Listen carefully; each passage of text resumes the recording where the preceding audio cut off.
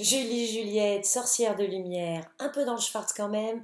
Je finis ici le live Facebook en enregistré parce que vous m'avez fait beaucoup de commentaires. C'était très sympa. J'aimais beaucoup ce moment interactif et c'est dommage que ma connexion Internet nous ait pas laissé en profiter un peu plus. Donc du coup, je me suis retrouvée dans un speed. Voilà, on redescend un petit peu et je voulais répondre à tous vos commentaires parce que c'était vraiment délicieux. Donc pour tous ceux qui avaient du mal à prendre du plaisir pendant, ça c'est la perfectionniste. Il manque quelque chose, c'est jamais assez bien.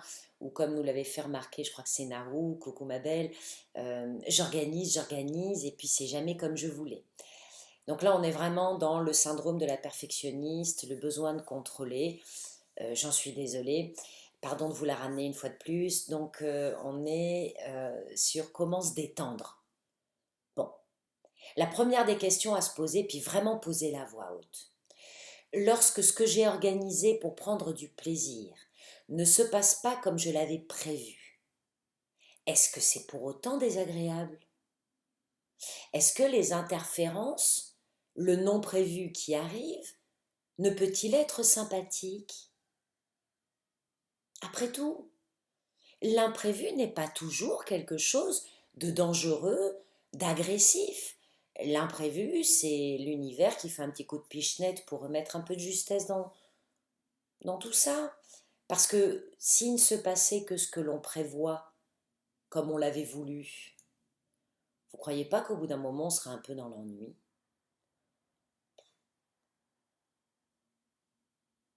L'imprévu, c'est un petit coup de vent, c'est un petit courant d'air qui envole le chapeau, c'est, c'est le petit clin d'œil de l'univers.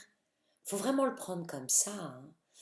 L'univers vient de me dire, hé, t'as vu, il peut se passer ça aussi.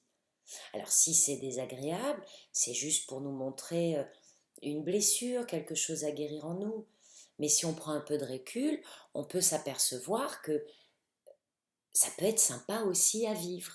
Voilà, c'est donc une petite phrase, surtout avant d'y aller, avant de s'offrir ce moment-là, c'est au-delà de toutes mes peurs de vivre une agression, quelque chose de désagréable, j'accueille que tout imprévu est là pour mettre en lumière un comportement, une situation, une blessure, et j'apprends avec humour à le traverser.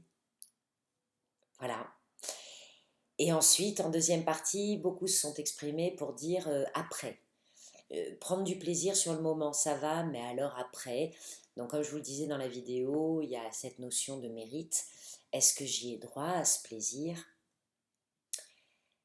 Ah, le regret, quoi, hein, est-ce que j'ai pas eu tort? Est-ce que j'ai bien fait? Est-ce que je vais pas regretter? Est-ce que c'était pas trop ceci? Est-ce que c'était pas assez cela? Gna gna gna gna gna gna. Dans ce regret, il y a...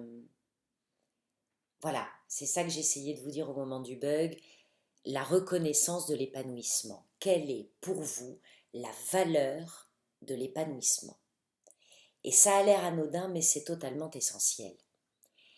L'épanouissement, c'est une expérimentation prioritaire, c'est primordial. Lorsqu'on ne s'épanouit pas dans quelque chose, son travail ou une relation, on devient aigri, on devient maltraitant, on devient exigeant mais du mauvais côté, du côté critique, du côté reproche. On est acide, amer. Et c'est dommage parce que la vie, c'est pas fait pour ça.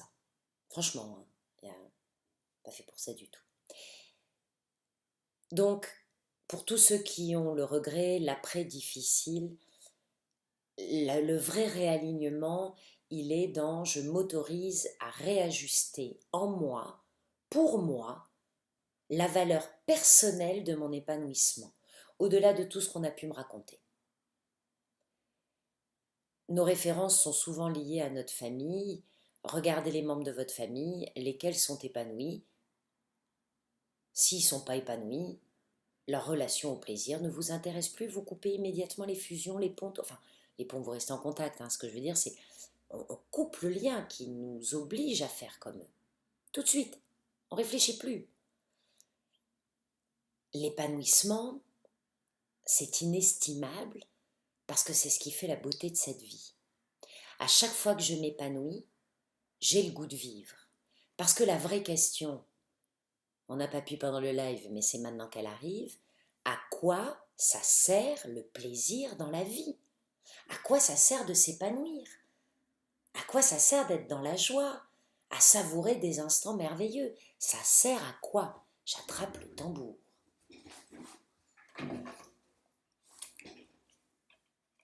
Ah,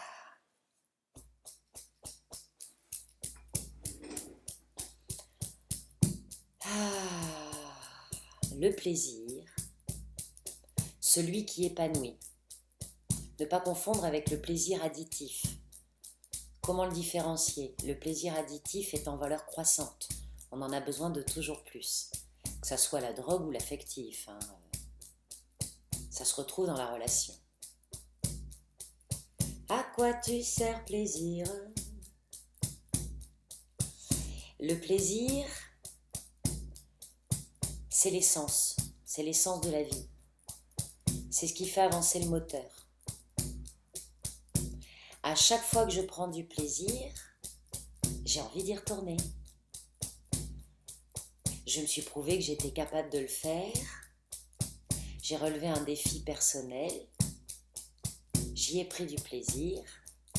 Je m'en sens capable. Ça me donne du courage. Le plaisir, ça nourrit la motivation. Eh oui. Motivé de vivre.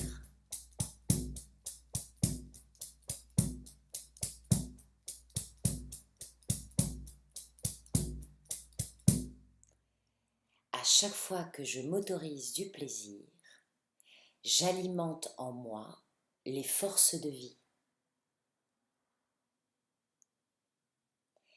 Je vous souhaite à tous énormément de plaisir.